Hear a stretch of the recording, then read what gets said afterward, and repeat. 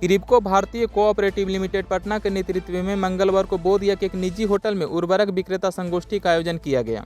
संगोष्ठी में किरिपको भारतीय पटना के प्रबंधक मार्केटिंग RK श्रीवास्तव व राष्ट्रीय खाद्य सुरक्षा मिशन के जिला परामर्शी सुदामा सिंह शामिल हुए।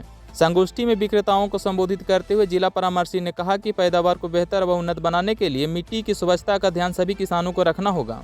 स्वस्थ मिट्टी में ही बेहतर फसल की उम्मीद की जा सकती है। इसके लिए हमें रासायनिक उर्वरकों पर पूरी तरह से निर्भरता खत्म करनी होगी व जैविक खेती की तरफ आना होगा।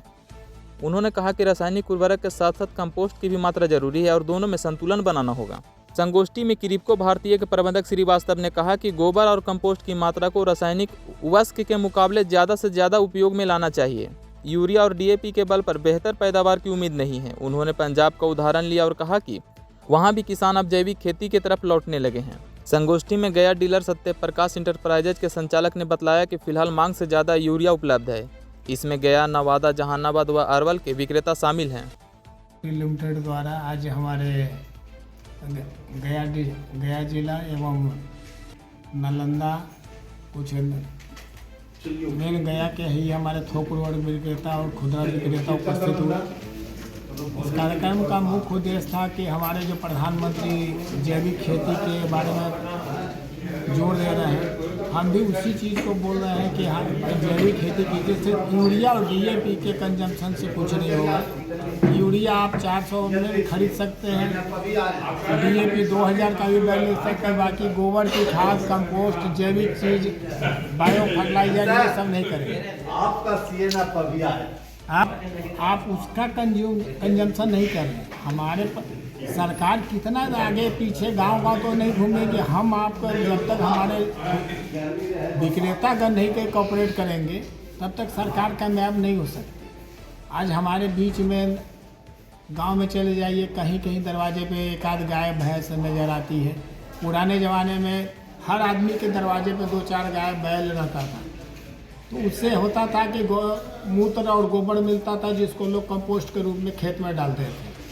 बाकी आज के ज़माने में कुछ है नहीं, ट्रैक्टर हार्वेस्टिंग है, ट्रैक्टर है, थ्रेसर है, सबसे सब मशीनरी हो गया। तो उसी के लिए अगर चाह रहे हैं कि जब तक सरकार ने कंपोस्ट का प्रयोग करवाया तब तक लोगों ने खूब यूज किया। जहाँ वो सिस्टम बंद हुआ प्लान, उसके बाद लोगों ने छोड़ दिया। और फिर से जोर देने की आवश्यकता है कि हम जैविक खेती को, ठीक है रासायनिक डालिए, बाकी उसके साथ साथ हम जैविक चीज़ ही भी डालें। बायो फर्टिलाइजर हम फ्री में दे रहे हैं। हम जहाँ किसान सभा करते हैं वहाँ 10-20 बोतल फ्री में लोगों को देते हैं कि भाई ले जाओ, प्रयोग करो। नहीं कुछ तो सब्जी वगैरह में डालो। सब्जी में अगर हमारा पौधा है, एक हमारा नवादा ज़िले का था, 2 साल पहले वो बोलता था कि आलू मेरा फट रहा है सर। मैंने उसको जैविक बोतल दिया फ्री में कि तुम इसको आलू के कंद को जो रोपने के पहले उस घोल में डुबा देना और रात भर फैला देना, सुबह में उसका बुआई करना। ये प्रैक्टिकल उसका जानकारी है कि हमारा आलू का कंद सर इस साल नहीं फटा, जबकि उस बोतल की मार्केट में कीमत वैसे ही ठीक है 150 रुपया है कि हमने फ्री में दिया। तो ये बिहार के किसानों को समझना पड़ेगा कि हम रासायनिक उर्वरक के साथ साथ ये सब नहीं प्रयोग करेंगे तो आने वाले जनरेशन के लिए कुछ नहीं बचेगा। आज पंजाब सबसे ज़्यादा हाईएस्ट कंजम्पशन वाला रासायनिक उर्वरक का स्टेट था। आज उनकी भी हालत ख़राब होगी, बाद में वो सुधर गए। उन्होंने भी जो कंपोस्ट का प्रयोग किया, बायो फर्टिलाइजर प्रयोग किया, ढैंचा का प्रयोग किया। तो मेन हमारा उसी पे है। कम पानी बरस रहा है तो आप जो प्रधानमंत्री हमारे कह रहे हैं, माननीय मिलेट्स का जो है उपज करवाइए, बाजरा, ज्वार, उसमें ज़्यादा पानी की ज़रूरत नहीं पड़ती, वो सब करवाएं आप। मैं RK Srivastava, manager marketing, Kribhco Patna. किसानों को क्या करना चाहिए कि उनकी पैदावार भी अच्छी हो और बीमारी भी कम हो खाने वाले को? देखिए, सबसे पहले बात है कि किसान को अपने ज़मीन को स्वस्थ रखेंगे। जब मिट्टी स्वस्थ रहेगी तो उससे प्रोडक्शन अच्छा आएगा। उसके लेकर के किसान भाइयों को चाहिए कि जो रात दिन हमारा मिट्टी जो कम्पैक्ट हो रहा है, काई हो रही है, वो केमिकल्स देने के कारण या हैवी मशीनरी के कारण उसमें वे अधिक से अधिक कार्बनिक पदार्थ का उसमें संयोग दें, यानी कि मिलाएं। भले वह कार्बनिक पदार्थ मिलाने के क्रम में वो हरी खाद का इस्तेमाल करें, जैव उर्वरक का इस्तेमाल करें, गोबर या अन्य सैलरी जो होता है ऑर्गेनिक का, उसको उसमें मिलाएं। इससे अधिक से अधिक वो मिलाने पर ज़मीन मुलायम होगा और उसके साथ साथ तब वह रासायनिक पदार्थों का, रासायनिक के जो फर्टिलाइज़र है उनको मिलाएं।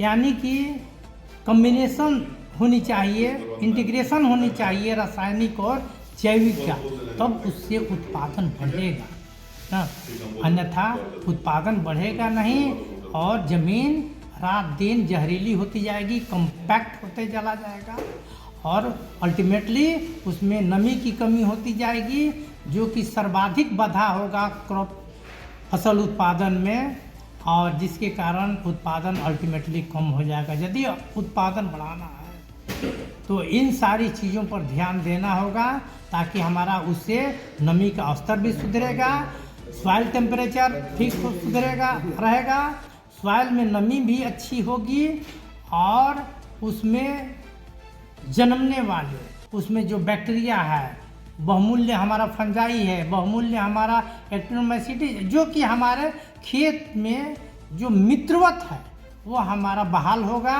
और हमारे उपज को बढ़ाने में वह काम देगा। अपना परिचय बताएं सर। मेरा नाम सुदामा सिंह, जिला परामर्शी, राष्ट्रीय खाद्य सुरक्षा मिशन, जिला कृषि कार्यालय, गया।